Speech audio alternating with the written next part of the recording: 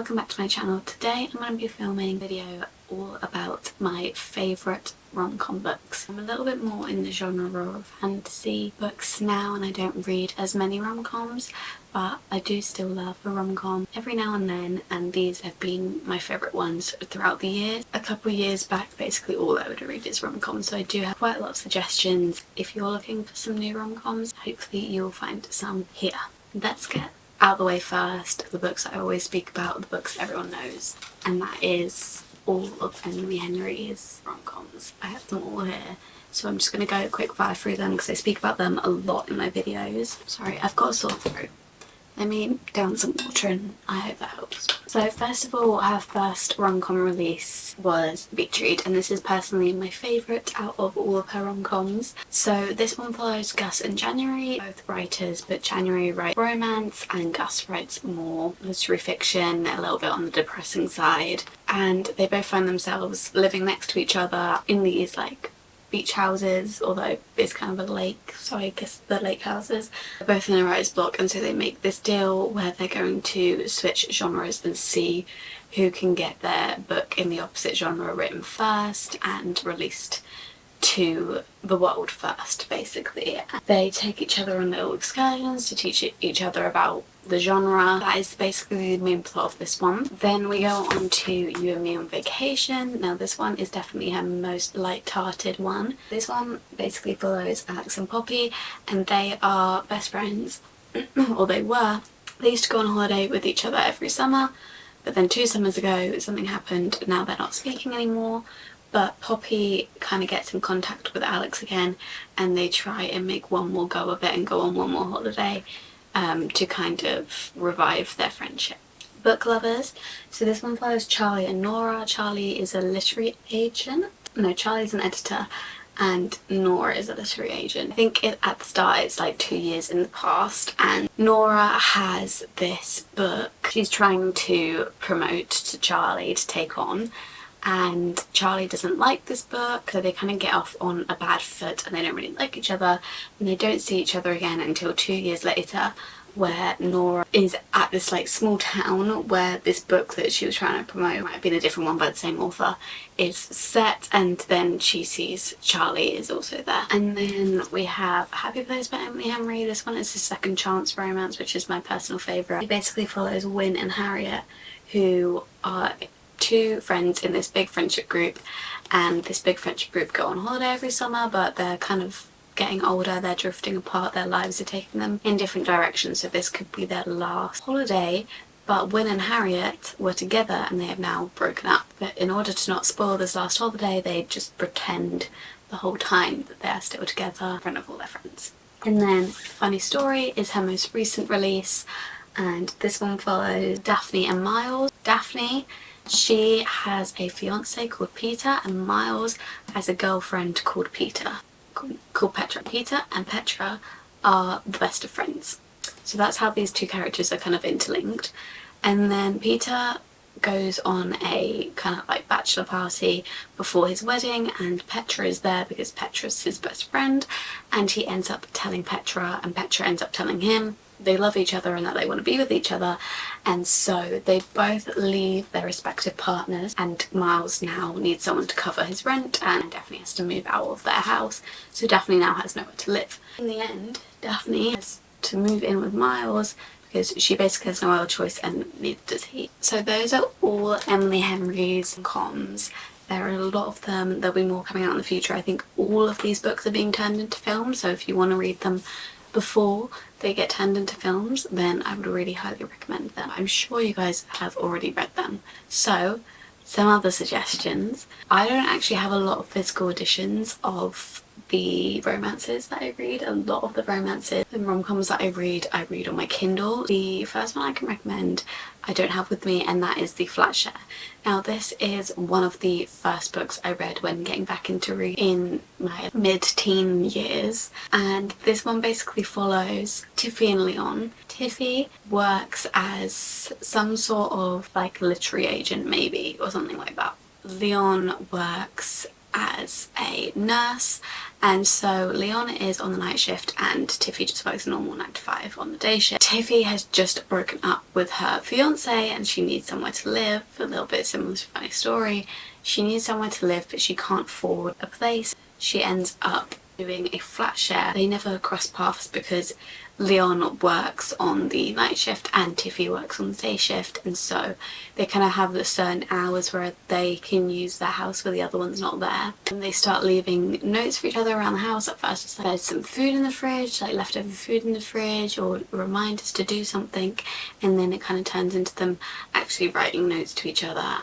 It's a very, very, very sweet book. The next one I have is Love and Other Words, which is by Christina Lauren. This one basically follows, I forget all their names, Elliot and Macy. Elliot and Macy were younger. They used to live in the same town in the summer because I think it was Macy had a house that she would go visit in the summer next to Elliot. So they'd see each other when they were younger and they grew really close. They became best friends, and then something happened where they drifted apart, and now you're in the future.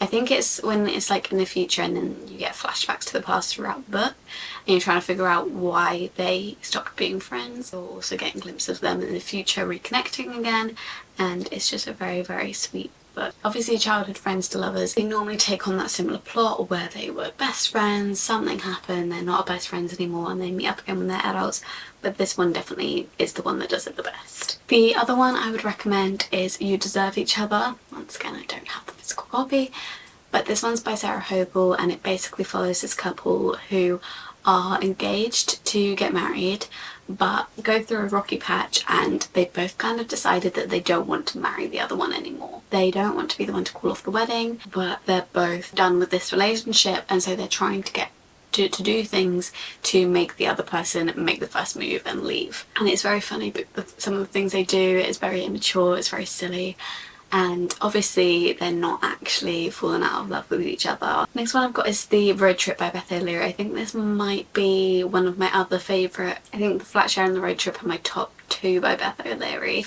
And The Road Trip, as much as I say I love it, I can't actually remember too much about it, but I'm pretty sure it's another one that flashes back to the past. I think it's a second chance romance, so it flashes back to the past when they were together, and then in the future they see each other again. I'm pretty sure what happens is they're on a road trip, this girl and her friends, so a car crashes into their car and it is the main character's ex-boyfriend, and then it kind of flashes back into the past of when they were together when they were younger, and then the future of when they're kind of rekindling on this road trip. I think they end up doing the road trip with her ex. There's also The No Show by Beth O'Leary. This one isn't as good as The Flat Share and The Road Trip, I don't think, but it's still very good, and I still did give it 5 stars to be fair when I read it.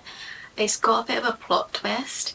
It's kind of like a mystery crossed with a romance, because basically seeing this guy and you're going through 3 different girls' point of views who are all with this guy. I think you've got like his best friend who he likes, you've got his girlfriend, and then you've got like this one night stand girl that's not just a one night stand, but it's like just this girl that he hooks up with, and he's basically seeing 3 girls at the same time and you're getting their point of views. It's very, very different for a rom-com and I really enjoyed it. Then we have Better Than the Movies by Lynn Painter. So Wes and Liz is a young adult, so they are quite young, they're in high school I think. They live next door to each other and they've always had this bit of a hatred for each other, because I think it's just started out from when they were younger, and then now that they're older I think the most of the hatred comes from the fact that there is this one parking spot on their street that they always fight over. And so I think in the end what happens is Liz makes a deal with Wes where he can have the parking spot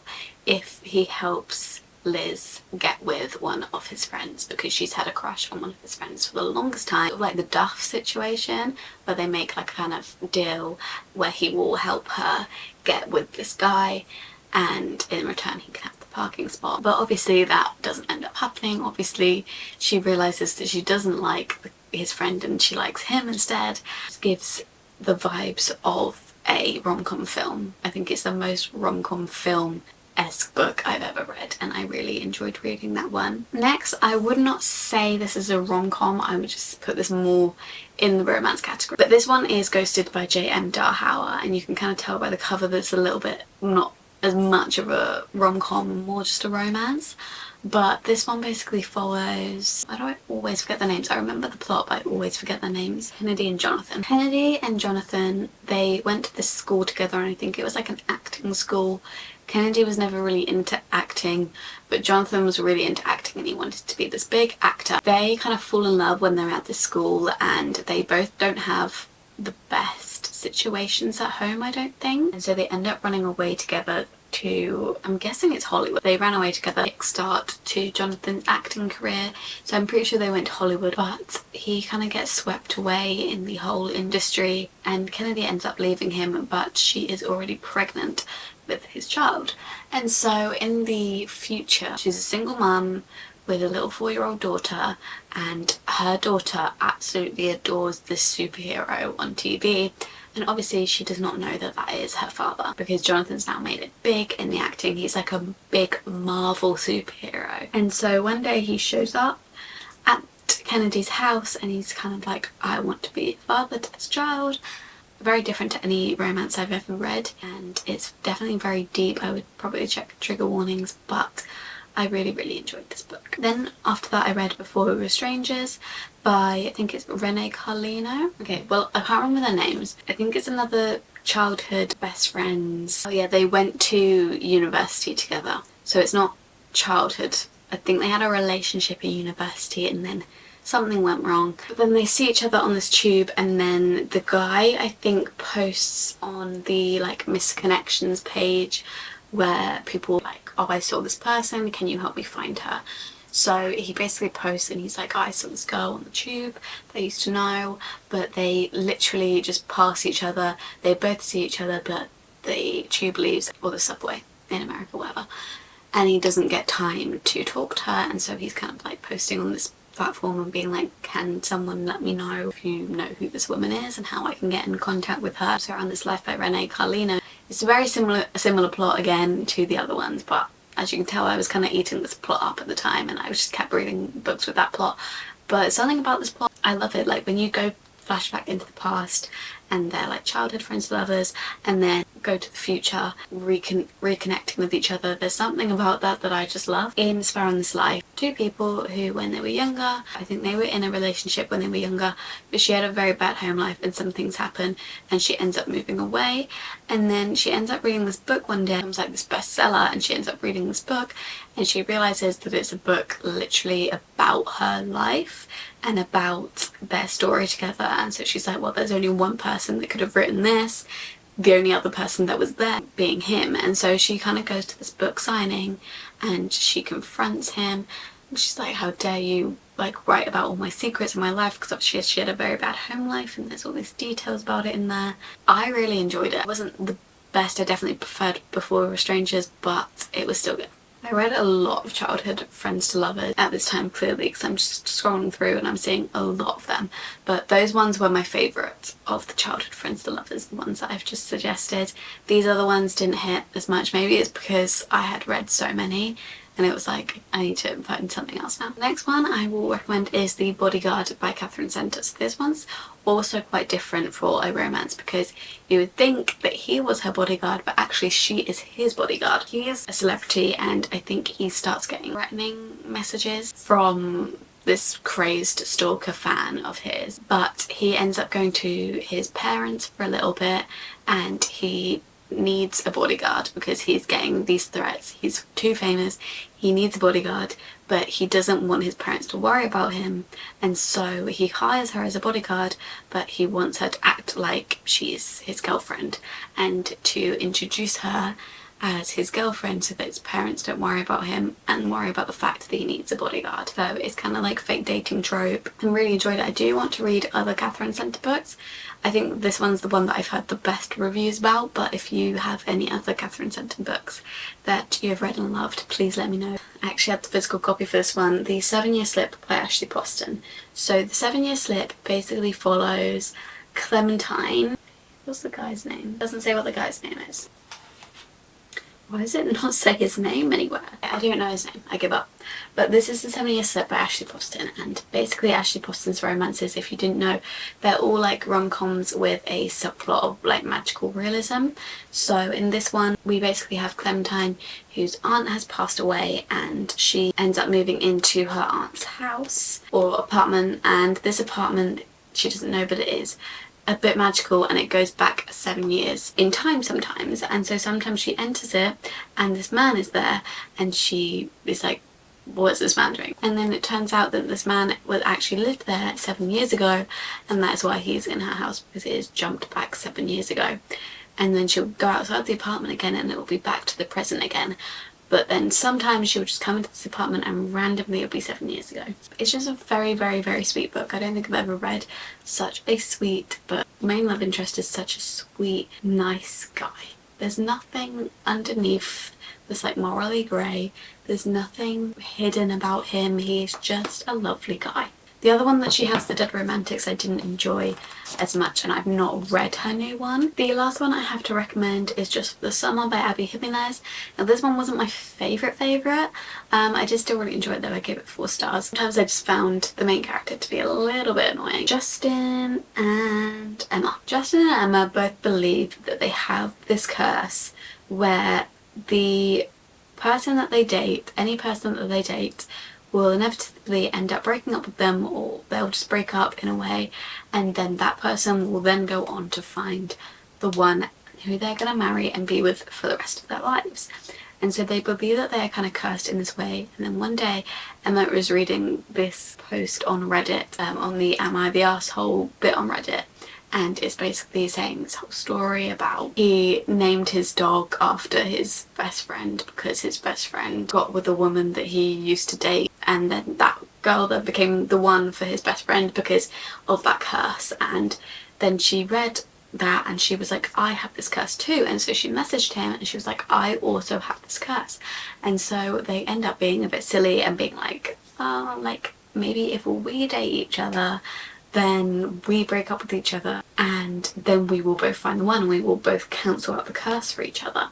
And so they end up meeting up and going on these dates, and their plan is to break up after like 4 dates, I think, and then they will go on and find the one. But obviously that never happens because they end up falling in love with each other. I hope you enjoyed this video. If you have any other romance or rom-com recommendations, please leave them in the comments below, because I have not read that many rom-com or romances this year and I'd be interested to read a few more before the year is over. Give this video a thumbs up if you enjoyed it, subscribe down below and turn my post notifications on so you get notified every time I upload. Follow my Instagram and TikTok, they're both at _library. I just saw a spider. At _library of Eden, and I'll see you in my next video very soon.